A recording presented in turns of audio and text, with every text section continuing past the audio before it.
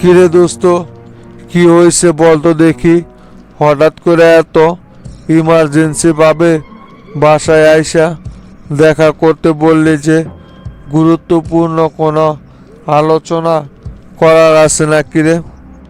হয় ইরফান, গুরুত্বপূর্ণ একটা আলোচনা করার জন্যই তোরে ডাইকা পাঠাইছি। শোনেক, কিছুক্ষণ আগে আমারে নাগরিক পার্টির প্রধান তরিকুল ভাই ডাইকা পাঠাইছিল ওনার চেম্বারে। ওনার সাথে তখন যাবৎ বৈঠক করে আসলাম। শোনেক, উনি বলছে ওনাদের কথা মতো যদি আমরা কাজ করি তাহলে আমাদের মুরব্বীদের জামিন করাতে উনি আমাদের সাহায্য করবেন এবং ওনাদের জামিন করাইতে যা যা প্রয়োজন সেই পদক্ষেপ ওনারা নিবে। শুধু ওনাদের কথা মতো আমাদেরকে একটু কাজ করে দিতে হইব, তাহলেই হবে। সেইটা তো বুঝলাম লিয়াকত, কিন্তু আগে পরিকল্পনাটা কি সেটা তো শোনা লাগবে। উনি তোরে কি প্রস্তাব দিছে, কি কাজ করে দিতে হইব ওনার? আগে বলতো দেখি কাজটা কি, তারপর ভাইবা চিন্তা সিদ্ধান্ত জানানো যাইবনি। শোনেক তাইলে, নাগরিক পার্টি আবারও জনতা পার্টিকে ক্ষমতাচ্যুত করার জন্য সারা দেশে আন্দোলন করতে চায়। ঢাকা থেকে এটা সূত্রপাত করবে। তাই মোহাম্মদপুর এরিয়ায় ওরা যখন ঢাকা শহরে ঢুকবে তখন যেন আমরা সেইখানে কোনো রকমের কোনো প্রতিরোধ করে না তুলি। এটাই ওনাদের আমাদের কাছ থেকে চাওয়া। আর বেশি কিছু আমাদের করতে হইব না।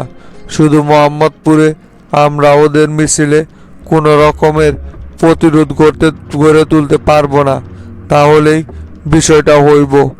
ওরা পুরো ঢাকা শহর ঘেরাও করতে চায়। মোহাম্মদপুর এরিয়া দিয়া যদি ওরা একবার ঢাকা শহর ঢুকতে পারে তাহলে পুরো ঢাকার নিয়ন্ত্রণ নিতে ওদের কাছে খুব একটা সময় লাগবে না। তা তো ঠিকই বলছে। এই এরিয়া দিয়া যদি ঢাকায় ঢুকতে পারে তাহলে তো ঢাকা শহর নিয়ন্ত্রণ নিতে ওদের সময় লাগবে না। তা তুই কি পরিকল্পনা করতেছিস তরিকুলের কথা মতো? এইদিকে কি কোনো রকমের কোনো প্রতিরোধ গড়ে তুলবি না? ওদেরকে কি প্রতিরোধ ছাড়াই ঢাকা শহরে প্রবেশ করতে দিবে নাকি? তুই তাহলে কি মতামত জানাই আইছস? এইখানে তো বাবা বাবির কোনো কিছু নাই ইরফান। যে নাগরিক পার্টিতে আমরা কোনো রকমের কোনো সুবিধা পাইব না, যেখানে আমাদেরকে বিন্দু পরিমাণের মূল্যায়ন করা হইব না, সে দলের জন্য আমরা কেন খাটতে যাইব? এই জনতা পার্টির জন্য আমাদের পূর্বপুরুষরা কি কম খাটাখাটনি করছে নাকি? তার বিনিময়ে আমরা কি পেয়েছি? এখানে শুধু আমাদেরকে অবমূল্যায়নই করা হইতেছে। তাই আমি সিদ্ধান্ত নিছি তরিকুলের কথা মতো আমরা এখানে কোনো রকমের কোনো প্রতিরোধ গড়ে তুলব না। শামসুকে যেহেতু প্রেসিডেন্ট বিশ্বাস করছে, শামসুই প্রেসিডেন্টকে বাঁচাক। আমরা পারলে আরও ওদেরকে সাহায্য করব যে কোনো কাজের জন্য। কথা একেবারে তুই মন্দ বলিস নাই। জনতা পার্টি শামসুকে পেয়ে আমাদের সকলকেই ভুলে গিয়েছে। আমরা যে জনতা পার্টির জন্য কতটা ত্যাগ স্বীকার করেছি প্রেসিডেন্ট তো সেটা এক পলকে ভুলে গিয়েছে। তাই আমরাও জনতা পার্টির জন্য আর কোনো রকমের কোনো কাজ করব না। তাহলে ওদেরকে মোহাম্মদপুর দিয়া ঢাকায় ঢুকতে আরও সাহায্য করব। আর একটা কাজ করা যায় এই সুযোগে, ডেন্ডি শাকিল যেহেতু ঢাকা শহরে একটা বিশৃঙ্খলা সৃষ্টি করতে চাইতেছে, তাহলে এই ফাঁকে আমরা ডেন্ডি শাকিলকে দিয়া ঢাকায় একটা গ্যাঞ্জাম তৈরি করি। এতে করে বিরোধী দলের উপরই সব দোষ যায় পড়ব আর আমাদের কাজও 100% সঠিকভাবে করা হইয়া যাইব। দোস্ত, যদি এটা করি তাহলে একদম আগুনে ঘি ডালার মতো অবস্থা হইব। এটা করলে আন্দোলনটা আরো তীব্র আকার ধারণ করব। এটাই সবচাইতে পারফেক্ট সময়। চল তাহলে এখনই ডেন্ডি শাকিলের সাথে এই বিষয়ে পরামর্শ করে আসি, দেখি ওই কি বলে। এই ফাঁকে তাহলে শাকিলকে মাঠে নামিয়ে দেওয়া যাইব, নজরে রাখবো। আসসালামু আলাইকুম শাকিল ভাই, ডাকছিলেন আমারে? পলাশ, শোনেক, তোর সাথে গুরুত্বপূর্ণ কিছু আলোচনা করার আছে আমার। মনোযোগ দিয়া আলোচনাগুলো শোনেক। কি আলোচনা ভাই, সমস্যা কি বলেন? আপনার কথা তো আমি সব সময় গুরুত্ব সহকারে শুনি। আপনার প্রত্যেকটা কথা আমার কাছে উপদেশ। আপনি যেটা বলবেন সেটা আমি জীবন দিয়ে হলেও মেনে চলার চেষ্টা করব। শোনেক, আমরা বাংলাদেশে প্রবেশ করেছি কিন্তু এখানে বসে থাকার জন্য না। দেশের ভিতরে অনেক বড় একটা গ্যাঞ্জাম তৈরি করার জন্য আমাদেরকে কিন্তু বাংলাদেশে পাঠানো হয়েছে। তাই আমাদের এখানে বসে থাকলেও হইব না। যেভাবে হোক দেশের ভিতরে একটা গ্যাঞ্জাম আমাদের তৈরি করতে হইব। সেটা তো আমি জানি ভাই, কিন্তু আপনি তো কোনো কিছু করার জন্য নির্দেশনা দিতেছেন না, যার কারণে তো আমরা কোনো পদক্ষেপ নিতেছি না। আমরা সকলে তো আপনার নির্দেশের অপেক্ষায় বসে আছি। কোন জায়গায় কি করতে হইব শুধু একবার মুখ দিয়ে বলেন, দেখবেন সাথে সাথে সেই কাজটা কমপ্লিট হয়ে যাইব। শোনেক পলাশ, সব কিছুরই একটা সময় আছে। সেই সময় মতো সব কিছু করতে হয়। আমাদেরকে 10টা অস্ত্র পাঠানো হবো, সেই অস্ত্র আমাদের সঠিকভাবে রিসিভ করতে হইব। এই বিষয়ে আমার হাজী সিদ্দিকের ছেলে ইরফান এবং লিয়াকতের সাথে কথা হয়েছে।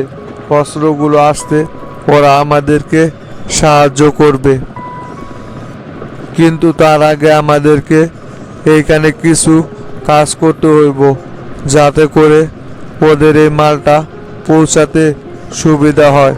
শোন, পুরো ঢাকা শহর একযোগে আমরা জ্বালিয়ে দেওয়ার ষড়যন্ত্র করব। এইদিকে আমরা ঢাকা শহরে যদি একটা গ্যাঞ্জাম বাজাইতে পারি, তখন প্রশাসন এটা নিয়ে ব্যস্ত থাকবে, আর ওই ফাঁকে ওরা অস্ত্রগুলো সঠিকভাবে পৌঁছে দেওয়ার ব্যবস্থা করবে। সেটা না হয় বুঝলাম শাকিল ভাই, কিন্তু ঢাকা শহরের মতো এরকম গুরুত্বপূর্ণ একটা জায়গায় কিভাবে এত বড় একটা ঝামেলা তৈরি করবেন? এটার জন্য তো অনেক পরিকল্পনা করতে হইব। কিভাবে আপনি এটা বাস্তবায়ন করতে চাইতেছেন ভাই? শোনেক, আমাদের কিছু লোকজন নিয়ে তুই অতি তাড়াতাড়ি হাত বোমা বানানোর শুরু করে দে, আর কিছু টাইম বোমাও বানাবি। হাত বোমাগুলো নিয়ে ঢাকা শহরের যেখানে জনবহুল বেশি সেই সমস্ত জায়গায় বোমা মারতে হইব। আর বড় বড় শিল্প প্রতিষ্ঠানগুলোতে টাইম বোমা সেট করে রাখবি। সেটা সময় মতো একসাথে উড়িয়ে দেওয়া হবে। এতে করেই দেশে একটা বিশৃঙ্খলার সৃষ্টি হইব। ওই ফাঁকে অস্ত্রগুলো আমরা দেশে ঢুকাবো। খুব দ্রুত এই কাজটা সম্পূর্ণ করার চেষ্টা কর। বোমাগুলো তৈরি হয়ে গেলেই মিশনে নেমে পড়ব আমরা। আচ্ছা ভাই, ঠিক আছে, আমি এখন থেকেই কাজে নামার ব্যবস্থা করে দিচ্ছি। খুব দ্রুত সময়ের ভিতরে আপনার কাঙ্ক্ষিত সে মালামালগুলো তৈরি হয়ে যাবে।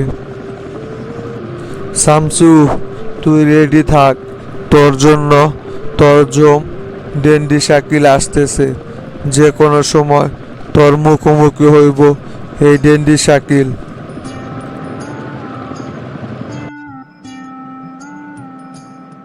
আসসালামু আলাইকুম লিডার।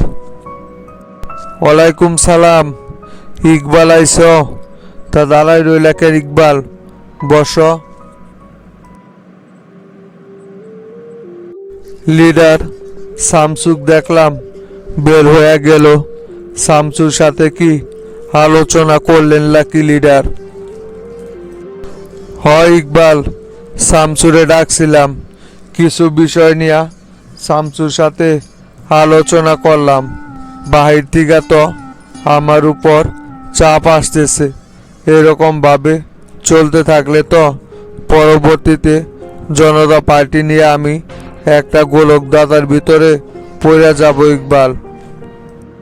লিডার, আমি তো আপনাকে অনেক দিন যাবতই বইলে আসতেছি, শামসু দলের ভিতরে ভেজাল সৃষ্টি করতেছে। শামসু যেদিন থেকে জনতা পার্টির দায়িত্ব নিছে সেদিন থেকেই কিন্তু জনতা পার্টিতে ভাঙন শুরু হয়েছে। এখন বেশিরভাগ নেতাকর্মী শামসুর বিরুদ্ধে আচরণ করতেছে। কেউ শামসুর পদক্ষেপে সন্তুষ্ট না। এভাবে চলতে থাকলে তো জনতা পার্টি একসময় ভেঙে পড়বে লিডার। ইকবাল, কি বলো? শামসু জনতা পার্টিতে ভাঙন ধরাইতেছে মানে? আমি জানি শামসু একটু হটকারী সিদ্ধান্ত নেয়, অন্য কারো পরামর্শ না নিয়ে নিজের থেকেই সিদ্ধান্ত নেয় শামসু। কিন্তু শামসু ছেলেটা মোটেও খারাপ না। ওই কিন্তু জনগণের জন্য সব সময় চিন্তা করে যায়। এই শামসুর কারণে কিন্তু জনতা পার্টির দুর্নীতিবাজ নেতাকর্মীদেরকে চিহ্নিত করে তাদেরকে শাস্তির আওতায় আনা হয়েছে। আর ওর কারণেই বিরোধী দলের ধ্বংসযজ্ঞ বন্ধ হয়েছে। কথাটা ভুলে যেও না ইকবাল। লিডার, আপনি শামসুর বিষয়টা বুঝতে পারতেছেন না। শামসু কিন্তু তলে তলে ভয়ঙ্কর একটা পরিকল্পনা করতেছে, যেটা আপনি এখনো ধরতে পারতেছেন না। আমি একটা জিনিস লক্ষ্য করে দেখলাম, দলের ভিতরে যারাই শামসুর বিরুদ্ধে আওয়াজ তুলে তাদেরকেই শামসু কোনো না কোনোভাবে মাইনাস করে দিচ্ছে। এর মানে কি বুঝতে পারতেছেন আপনি লিডার? আপনার সমস্ত বিশ্বস্ত লোকদেরকে আপনার কাছ থেকে সরিয়ে শামসু পুরো জনতা পার্টির নিয়ন্ত্রণ নিতে চাইতেছে। না না ইকবাল, বলো কি তুমি? শামসু এরকম ভয়ঙ্কর পরিকল্পনা করতে পারে না। শামসুকে আমি খুব ভালোভাবেই চিনে ফেলেছি ইকবাল। আপনি এখন হয়তো আমার কথাগুলো বিশ্বাস করতেছেন না, কিন্তু যখন এটা বাস্তবায়ন হইব তখন ঠিকই আপনি বিশ্বাস করবেন। তাই আমি বলি কি, দলের সিনিয়র নেতাকর্মীদেরকে মুক্তি করা হোক। ওনাদের যথেষ্ট শাস্তি পাওয়া হয়েছে, আর ওদেরকে ধরে রাখাটা ঠিক হচ্ছে না।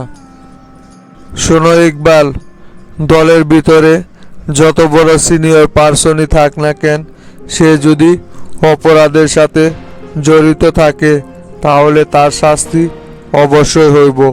কে ইকবাল, কে কাদের মোল্লা, কে কোপা শামসু, সেটা আমার দেখার সময় নেই। ওরা যে কেউ অপরাধ যদি করে থাকে, আদালত এখানে যে শাস্তি দিবে সেটাই আমি মেনে নেব। এখানে আমার হস্তক্ষেপ করার কোনো কিছু নাই। যদি আদালত ওনাদেরকে জামিন দেয় তাহলে দিতে পারে। আর শোনো ইকবাল, চলো এখন শেরাটনে যাব তোমাকে নিয়ে। ওইখানে আমার চীনের রাষ্ট্রদূতের সাথে পররাষ্ট্র বিষয় নিয়ে একটা মিটিং আছে, যার কারণে তোমাকে ডাকছি। তোমার ওইখানে উপস্থিত থাকতে হইব। আর ইকবাল, শামসুর বিষয় নিয়ে তোমরা এত মাথা ঘামাইতে হইব না। শামসুর বিষয়টা আমি দেখতেছি। এখন থেকে ওর প্রত্যেকটা পদক্ষেপ আমি। সেলিম ভাই আইছেন? তারাই রইলেন কেন ভাই? বসেন। কি ব্যাপার শামসু, প্রেসিডেন্টের সাথে যে আজকে বসতে চাইছিলা তা বলছিলা নাকি? প্রেসিডেন্টের সাথে আজকে তুমি? সেলিম ভাই, কিছুক্ষণ আগেই প্রেসিডেন্টের সাথে বৈঠকে বসছিলাম, ওইখান থেকে মাত্রই আসলাম। তা শামসু, প্রেসিডেন্টের সাথে কি বিষয়ে আজকে আলোচনা করলা? সম্প্রতি দেশের পরিস্থিতি নিয়ে আলোচনা করলো। প্রেসিডেন্টের কাছে নাকি আমার নামে দলীয় বিভিন্ন নেতাকর্মী রিপোর্ট দিয়ে যাইতেছে। আমি নাকি সব সময় একগেয়ে সিদ্ধান্ত নিয়ে থাকি। এই বিষয়ে প্রেসিডেন্ট আমাকে নানান রকম কথা শুনাইলো। মন ইচ্ছা মতো সিদ্ধান্ত আর নেওয়া যাইব না। সব সময় নাকি প্রেসিডেন্টের কথাবার্তা শুই না, তারপর যে কোনো কাজ করতে হইব। আর কাদের মোল্লা, হাজী সিদ্দিকদেরকে জামিন করানোর পরিকল্পনা করতেছে প্রেসিডেন্ট। মনে হয় এবারের শুনানিতে ওদের জামিনটা কনফার্ম হয়ে যাইব, প্রেসিডেন্টের কথায় যা বুঝতে পারলাম। বলো কি শামসু, এইগুলো কোন ধরনের আলোচনা করে প্রেসিডেন্ট? যদি ওদেরকে জামিনই দিয়া দিব, তাহলে এত কাঠঘাট পুরাইয়া ওদেরকে জেলে বন্দি করলাম কে? সারা বাংলাদেশ সহ ওদের নামে কত রকমের নিউজ বের করলাম। এখন যদি সেই ওদেরকে ছেড়ে দেয়, তাহলে তো আমরাই দেশ এবং জনগণ থেকে শুরু করে নাগরিক পার্টির অন্যান্য মেম্বারদের কাছে দুর্নীতিবাজ সেরে যাব। সবাই মনে করবে আমাদের স্বার্থ হাসিল করার জন্যই আমরা ওদেরকে জেলে ভরেছিলাম। এখন আবার স্বার্থ হাসিল করার জন্যই ওদেরকে জেল থেকে বের করে নিয়ে আসতেছি। তখন সকলের সামনে আমরাই না একটা বাটপার সেজে যাব। প্রেসিডেন্ট এইগুলো কি উল্টা পাল্টা সিদ্ধান্ত নেয়? এই কথা প্রেসিডেন্টকে কে বোঝাইব সেলিম ভাই? উনি তো কোনোভাবেই এই বিষয়গুলো বুঝতে চায় না। মনে করতেছে কাদের মোল্লা, হাজী সিদ্দিক ওদেরকে জেল থেকে বের করে নিয়ে আসলেই সমস্যার সমাধান হয়ে যাব। কিন্তু ওরা বের হইলে যে সমস্যা আরও 3 গুণ বেশি বাইরে যাইব, সেটা তো ওনারে কোনোভাবেই বুঝাইতে পারতেছি না। সবচাইতে বড় কথা হচ্ছে, এই লেস কাটা প্রেসিডেন্ট দিয়া কোনো কিছুই হইব না। সব সময় ডাইরেক্ট অ্যাকশন নিতে হইব। আমরা যদি ক্ষমতায় থাইকা সকলের সাথে সমঝোতা করে চলতে চাই, তাহলে কিভাবে হবে? দেশ এবং জনগণের স্বার্থে সন্ত্রাস বিরোধী সবসময় আমাদের অভিযান বহাল রাখতে হইব। তাইলে শামসু, এখন তুমি কি করতে চাইতেছ? প্রেসিডেন্টকে তাহলে কিভাবে কি বুঝাবে? যদি কাদের মোল্লা, হাজী সিদ্দিক ওরা এই মুহূর্তে জেল থেকে জামিনে বের হয়ে আসে, ওরা তো বিরোধী দলের সাথে মিলা জনতা পার্টির সর্বোচ্চ ক্ষতি করার চেষ্টা করবে সব সময়। ওদেরকে তো এই মুহূর্তে কোনোভাবে জেল থেকে বের হতে দেওয়া যাইব না, তাহলে দেশের পরিস্থিতি আরো ভয়াবহ রূপ ধারণ করবে। সেলিম ভাই, মাথায় তো এখন অন্য কিছু খেলতেছে। মনে হইতেছে প্রেসিডেন্টকে এখনই অবসরে পাঠানোর সময় হয়ে আইছে। উনি আর কিছুদিন যদি জনতা পার্টির দায়িত্বে থাকে এবং এরকম উল্টাপাল্টা সিদ্ধান্ত নিতে থাকে, তাহলে কিন্তু জনতা পার্টির জন্য এটা খুবই ভয়াবহ রূপ ধারণ করবে। উনি যেইভাবে এগোচ্ছে, এইভাবে সামনের দিকে অগ্রসর হইলে এই জনতা পার্টির ভাঙন ধরতে আর বেশি দিন সময় লাগবে না। ওনার সিদ্ধান্ত মেনে নিয়ে কোনোভাবেই ওনার সাথে একত্রতা করা যাইব না। উনি সব সময় এখন উল্টাপাল্টা সিদ্ধান্ত নেয়। বয়সের ভারে ওনার মাথার জ্ঞান বুদ্ধিও লোপ পাইছে। শামসু, তুমি প্রেসিডেন্টকে কিভাবে মাইনাস করতে চাইতেছ? প্রেসিডেন্টকে কি মাইনাস করাটা এতই সোজা হইব নাকি? দলীয় অন্যান্য নেতাকর্মীরা আছে না, ওরা তো সকলেই বাধা সৃষ্টি করব। আমরা কিভাবে প্রেসিডেন্টকে মাইনাস করব? শেষে আবার দেখবে উল্টোটা হয়ে না যায় যেন। সেলিম ভাই, যেদিন আমি জনতা পার্টিতে যোগ দিছি সেই দিনই এই পরিকল্পনা কইরা তারপরেই জনতা পার্টিতে যোগ দিছি। জানতাম যে এক সময় প্রেসিডেন্টের সাথে আমার সিদ্ধান্ত বনিপনা হবে না, কারণ ওনাদের রাজনীতি হচ্ছে নিজের স্বার্থের জন্য, আর আমার রাজনীতি হচ্ছে সারা দেশের জনগণের স্বার্থের জন্য। তাই ওনার সাথে কখনোই আমার এই বিষয়ে বনিপনা হবে না। সেই জন্য গুরু আর আমি অনেক আগেই এই পরিকল্পনা সাজিয়ে রেখেছি। আপনি সকল কাজকাম সেরে আজকে বিকেলে আমার বাসায় চলে আসেন। গুরুর সামনে এই বিষয়ে আলোচনা করব। এখন আমার পরিকল্পনা মন্ত্রীর সাথে বৈঠক আছে। আপনি বিকেলে তাহলে বাসায় আসেন। আচ্ছা শামসু, ঠিক আছে, তাহলে তুমি পরিকল্পনা মন্ত্রীর সাথে বৈঠক করো। ওইদিকে আবার পুলিশ হেডকোয়ার্টারে সম্রাটকে নিয়ে আমার আলোচনা করার আছে। সকল এসপিডিসিদেরকে আমি বৈঠকে ডাকছি। সম্রাটকে যে পুলিশ প্রধানের দায়িত্ব দিচ্ছি সেটা সকলের মধ্যে জানিয়ে দিতে হইব। কাল বাদে পরশুই তো সম্রাটকে নিয়ে সংবাদ সম্মেলন করব। তার আগেই সকলকে এই বিষয়ে জানিয়ে দেই। তাহলে বৈঠকটা শেষ করে আমি সরাসরি বাসায় চলে যাইবনি। তাহলে ওইখানে গুরুর সামনেই আলোচনা কইরো তুমি পরবর্তী ধাপ কি করতে চাইতেছো। আমি সব সময় শামসু তোমার সঙ্গে আছি। তুমি যে পরিকল্পনা করবে ওটাই মেনে নিব আমি।